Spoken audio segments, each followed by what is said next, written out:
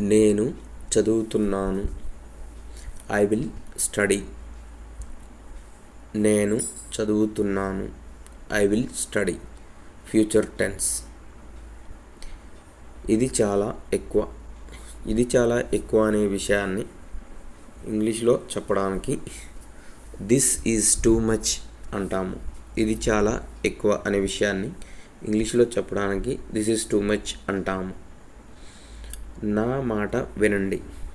నా మాట వినండి అని ఇంగ్లీష్లో చెప్పడానికి ఈ సెంటెన్స్ వాడతాము. Listen to me. Listen to me. Me అంటే నేను, అంటే నా మాట వినండి, నేను చెప్పేది వినండి అనొచ్చు. నేను నవ్వుతున్నాను. ఇది సాధారణంగా మనం చెప్తూనే ఉంటాం. దీన్ని కూడా ఇంగ్లీష్లో చెప్పాలి. నేను నవ్వుతున్నాను.